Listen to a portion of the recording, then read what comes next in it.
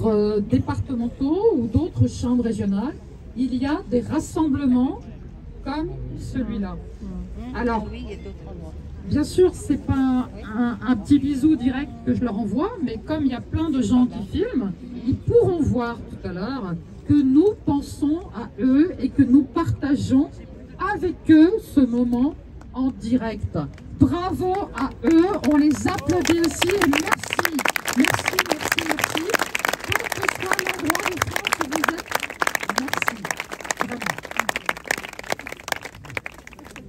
Et merci Martine.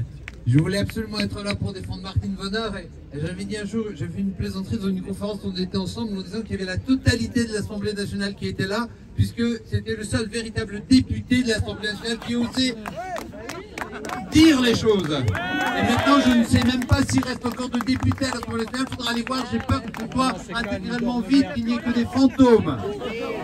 On a besoin d'une représentation nationale qui dise quelque chose.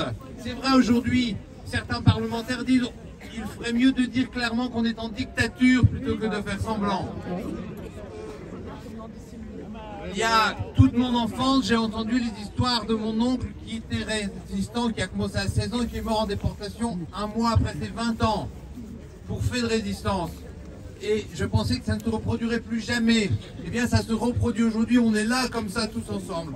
Et je pense qu'on voit maintenant, puisque la carapace, la mascarade commence à se fissurer, puisque la responsable de Pfizer a dit que les vaccins n'avaient pas été testés pour la transmission. On a quand même l'EMA qui annonce quand même 46 000 morts, je crois, du vaccin aujourd'hui. Est-ce que l'EMA est un mouvement complotiste? C'est l'agence européenne du médicament. Donc c'est véritablement ça. Et nous sommes là, et je pense que tous les médecins auraient dû être vent debout contre ça. Vent debout contre ce Rivotril qui est un véritable euthanasie. Moi-même, j'ai arrêté, je me suis retiré parce que je ne veux pas rentrer dans cette mascarade. Je voudrais, effectivement, on doit parler de ces soignants suspendus. On a créé le syndicat Liberté Santé justement pour les protéger. Ils sont tous là encore. Il y a 15 000 suspendus, plus tous ceux qui ont réussi à se mettre en arrêt pour ne pas être complètement sur la paille. Mais ça fait énormément de monde. Ils sont là, qui sont en difficulté. Ce sont les héros de la France, ce sont les héros de la liberté. Il faut continuer. Parce que je pense que ce n'est pas fini, je pense que ces gens-là ont encore l'intention de nous embêter un bon moment. Mais en même temps, on peut se dire que tout ce que nous avons fait a quand même une certaine action, puisque vous vous souvenez, au mois d'avril-mai, on savait qu'il y avait les vaccins pour les enfants qui avaient été commandés. Et aujourd'hui, bon, j'ai pas dit que c'était terminé, mais ils n'ont pas dégainé encore. Et je pense qu'on peut dire, et je dis bravo à vous tous, parce que c'est peut-être ce qu'on a fait qui momentanément a encore protégé nos enfants. Et ça, bravo à tous d'être là. Et on sera tous là jusqu'au bout, peu importe. Je dis en plaisantant, je suis en bonne santé, je ne suis pas dépressif. Et si je meurs, ce ne sera pas un suicide. Et je pense qu'on est tous dans la même situation. On va continuer jusqu'au bout. On ne peut pas accepter, moi je ne peux pas accepter qu'une bande de guignols internationales aille détruire l'humanité comme c'est fait maintenant. Avec énormément de choses extrêmement dangereuses. Le jour où on regardera ce qu'il y a dans ces vaccins, ces vaccins, eh bien on réalisera ce qui se passe et je pense que ce jour-là, ça va devenir quelque chose d'absolument incroyable. C'est sûrement un des plus grands scandales de l'histoire de l'humanité et je dis que l'humanité n'a jamais été autant en danger depuis qu'elle existe que maintenant. Et nous sommes tous là, tous ensemble, pour défendre. Moi-même, comme de nombreux, très nombreux médecins, nous sommes traînés devant le Conseil de l'Ordre, moi-même qui suis déjà allé un certain nombre de fois, puisque je suis qualifié de médecin récidiviste. En perdeur national. Et j'irai le 29 novembre. Mais voilà, encore, mais en conciliation, on verra bien comment ça va se passer. Mais effectivement, moi j'ai pas été surpris quand c'est arrivé, parce que comme ça fait 40 ans que je vois la guerre comme ça. Je me souviens d'un de mes maîtres qui est en prison un mois en 1970 et un autre qui a fait un mois en quartier de haute sécurité pour être blanchi 15 ans après et mourir juste après d'un cancer. Donc ce n'est pas nouveau. Simplement, avant ils attaquaient avec les médecines alternatives, et bien maintenant ils attaquent la totalité de la médecine.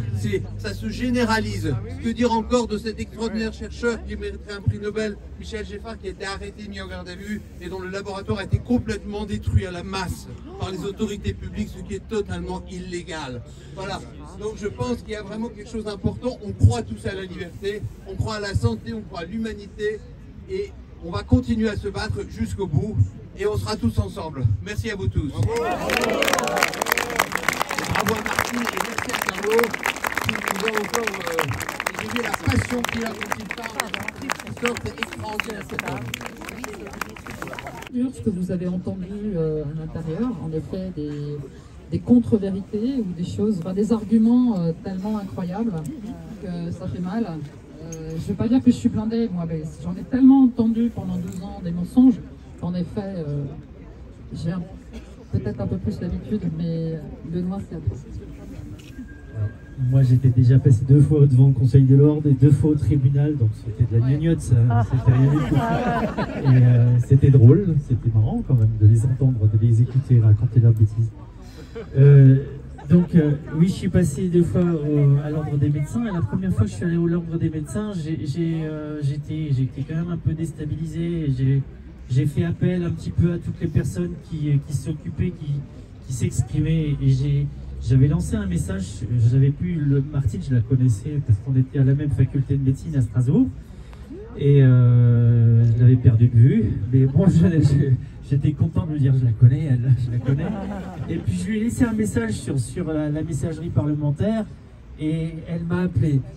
Et elle me dit bonjour, c'est Martine Voller. Waouh. J'étais soufflé là, j'arrivais plus à respirer. C'était la première à m'appeler. Je suis sûr qu'elle en a appelé plein d'autres aussi. D'accord? Et ouais, j'ai une petite émotion là. En tous les cas, je la remercie parce qu'elle m'a donné de la force à l'époque. Et on s'est battu, on s'est tous battus, et on continue à se battre, et on continuera à se battre. On n'a pas terminé. Merci à toi.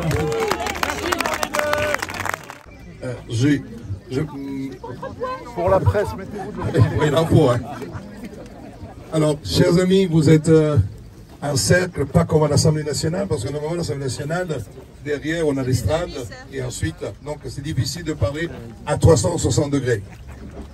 Tout simplement, moi, je n'aime pas me prononcer après une audience. La seule chose que je voudrais vous dire, premièrement, nous avons eu la sérénité des débats. Ça, c'est un premier point. Nous avons eu une juridiction qui était à l'écoute, sérieuse. Voilà, il n'y a pas eu d'incident d'audience. Ça, c'est un premier point très important. Chacun a exposé. Naturellement, les demandeurs ont été un tout petit peu plus longs. Donc, nous avons fait une défense qui est déjà structurellement dans les mémoires, parce que la procédure devant ce type de juridiction est une procédure écrite. Ça veut dire qu'on ne plaide pas, on fait des observations orales. Ces observations orales doivent être précises, portées sur des éléments qui peuvent mettre en évidence la spécificité du sujet. Et je dirais seulement 2 mots. La spécificité du sujet est la suivante.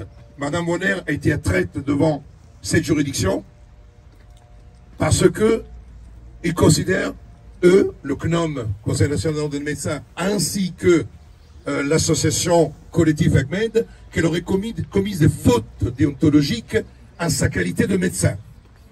Et de l'autre côté, vous avez Madame Bonner qui dit « Ok, je suis médecin, c'est mon activité dans ma vie privée, mais lorsque vous m'avez attaqué, vous m'attaquez, c'est à ma qualité principale, celle d'être parlementaire de la nation. » Donc ça veut dire que le message est très simple.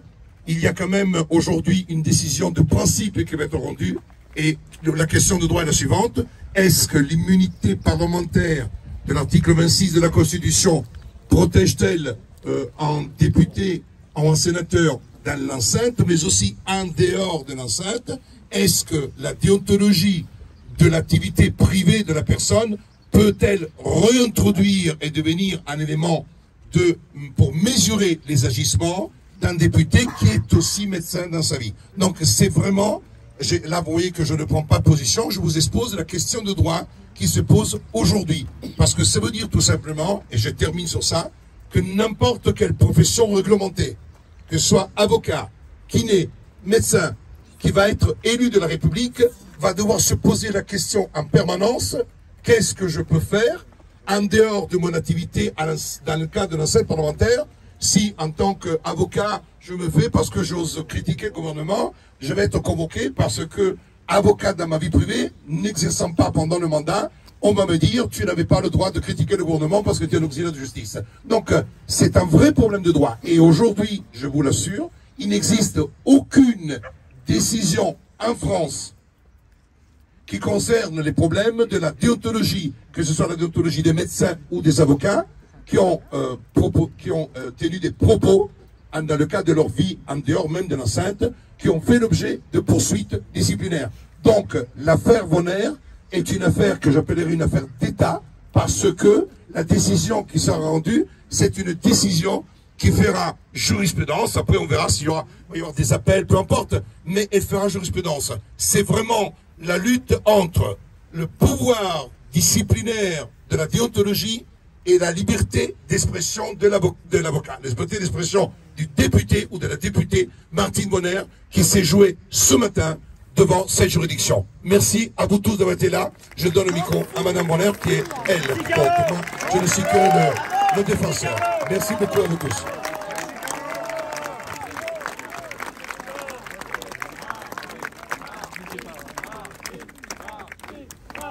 Alors, je suis émue parce que vous êtes là. Je suis émue parce que vous êtes là. Vous êtes très nombreux, vous êtes venus. Bien sûr, c'était peut-être plus facile pour ceux qui sont assez près de l'Est, mais il y en a qui viennent de très loin. Et vous n'avez pas compté, je sais pour certains d'entre vous, vos heures. Non, mais moi, c'est vrai, quand on aime, on ne compte pas. Vous n'avez pas compté vos heures de déplacement. Vous avez tous fait cet effort. Alors, quand on dit mariage pluvieux, mariage heureux, j'avais demandé qu'il y ait de la pluie. Justement, pour que tout se passe bien. J'étais sereine à l'intérieur de cette instance, parce que Carlo, je lui fais une confiance aveugle. On avait travaillé ensemble, parce qu'on travaille, on a travaillé encore ensemble. Bien sûr, on avait travaillé, et Carlo, pendant tout le temps des rendus de mémoire. Et pour le CNOM, il y en a eu 4, mémoire en défense. Pour le collectif, qui ce matin ne s'est pas appelé No Fake Med, mais ce matin il s'appelait Fake Med. C'est comme ça. Il y a eu 5 mémoires en défense, donc un véritable acharnement. Mais je suis rentrée sereine parce qu'on avait encore révisé quelques points hier, et encore une fois, Carlo est un roc. Et Carlo connaît son métier d'avocat. Je sais que certains d'entre vous, quelques confrères, étaient à l'intérieur de la salle. Ça a été très difficile d'entendre certains arguments. Pour moi, c'était plus simple, parce que depuis le début de la crise Covid, ces mensonges n'ont été que le fil conducteur de tout ce qui a été exprimé par le gouvernement, et que j'aurais dû accepter et me taire. C'est ce qui m'a encore été redit aujourd'hui, parce qu'ils n'ont pas arrêté de m'emmener ou de vouloir m'emmener sur le terrain de la médecine et sur le fait que je n'aurais pas respecté le code de déontologie. Ça a été quand même assez simple de leur expliquer que certes, j'avais encore, parce que c'était une de mes promesses de campagne en plus, j'avais encore une toute petite activité dans une association auprès de personnes poly- et pluri-handicapées, personnes qui, parce que je n'étais pas là pour faire de la médecine générale, mais je n'étais là que pour prendre en charge les difficultés comportementales et psychiques, toutes ces personnes, tous ces résidents, ont tous été vaccinés. Je le déplore profondément. Il y aurait fallu laisser le choix, mais quand on est face à des personnes poly- ou pluri-handicapées, ces personnes n'ont pas n'accèdent pas à la capacité de choix. Et ce sont la plupart du temps les tuteurs, les curateurs ou les familles qui décident à la place d'eux. Mais ce qui s'est passé dans ma vie privée de médecin n'avait rien à faire dans les débats ce matin. Parce que ce matin, tout ce qui m'a été reproché a été reproché à la députée que j'ai été de 2017 à 2022. Et très clairement, quand on est élu, qu'on soit un élu local ou qu'on soit un élu de la nation, on est élu 24 heures sur 24. Il n'y a pas de dissonance cognitive, il n'y a pas de séparation possible. Et un élu de la nation, même si j'étais élu en Alsace, on est élu de la nation de Marseille à Lille, en passant par Rennes, et j'en passe. Donc ça a été la discussion ce matin. Carlo a été brillant. Non mais comme d'hab, c'est presque lassant, tellement il est brillant. J'aimerais qu'on l'applaudisse bien fort.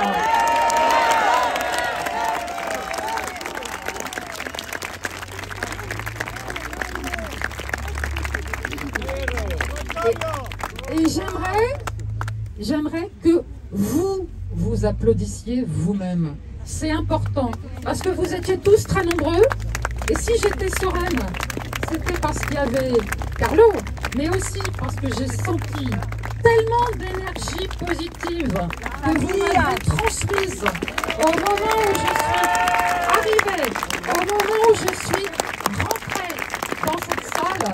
Vraiment, merci à vous. Vous pouvez vous applaudir vraiment très fort. Bravo à vous, les citoyens. Bravo.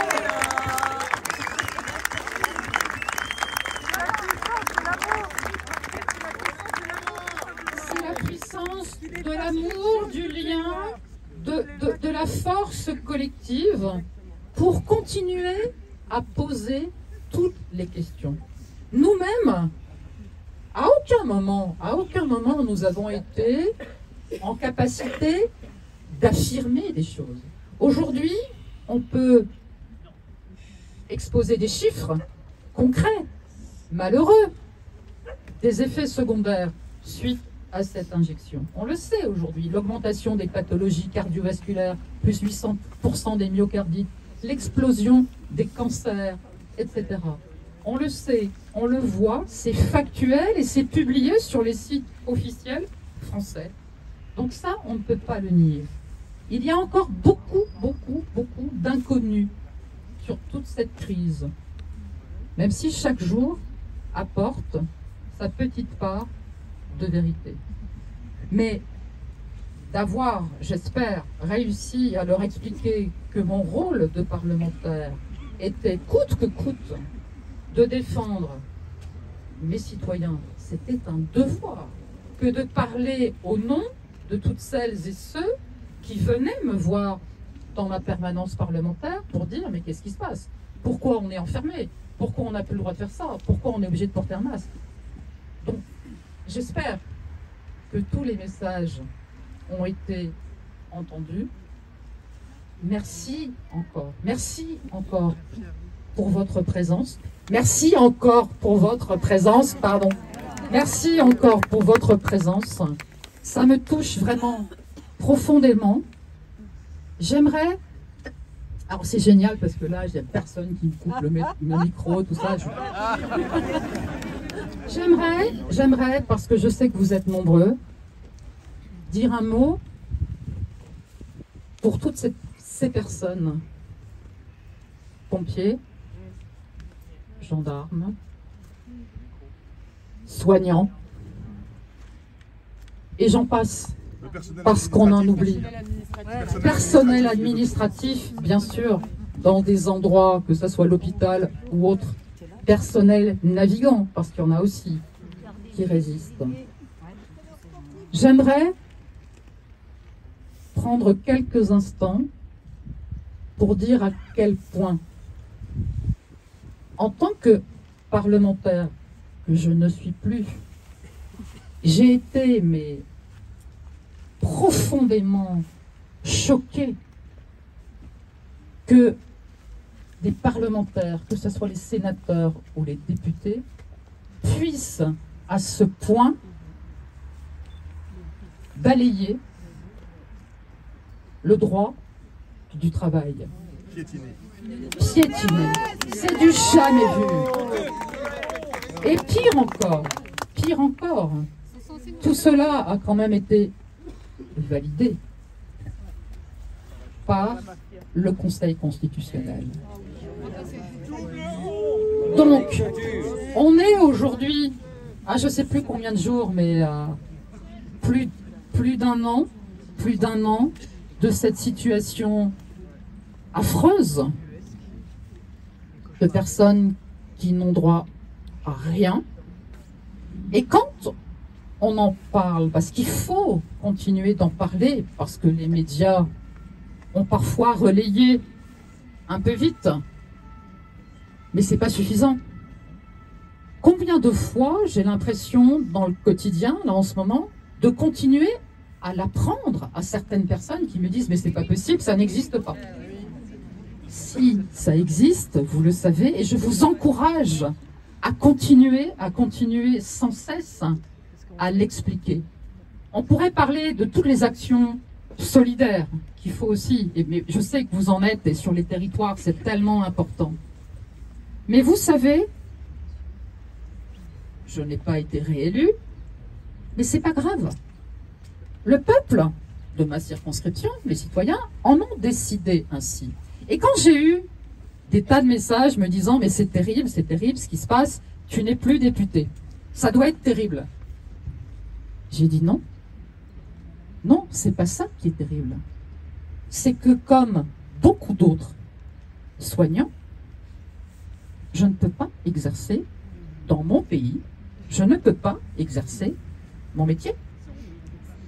Et ça, c'est même... alors là, pour un coup, il y a une vraie dissonance cognitive. Surtout qu'actuellement, il y a tellement de personnes qui auraient besoin, en plus, d'être accompagnées sur le plan psychique. Et là, je suis là et je ne peux pas le faire. Je n'en ai pas le droit. C'est hallucinant. C'est révoltant. Donc, déjà, bravo à vous tous qui êtes dans ce cas et qui ne pliez pas. Vous êtes dignes. Vous êtes incroyablement dignes. Merci à vous. Parce que vous êtes les témoins. Les témoins de l'histoire. Et il est vrai que cette histoire, nous ne devons jamais l'accepter comme telle. Continuons tous ensemble, de façon solidaire. C'est très important pour nous-mêmes, pour nos enfants, pour nos petits-enfants, mais aussi pour tout le respect que l'on doit à tous nos anciens qui se sont tellement battus pour nous, pour nos libertés. Alors merci à vous d'être là, merci Carlo, et puis on va attendre, on nous a informé que ça serait le 25 novembre, le rendu. Merci de vous être déplacés, merci à vous.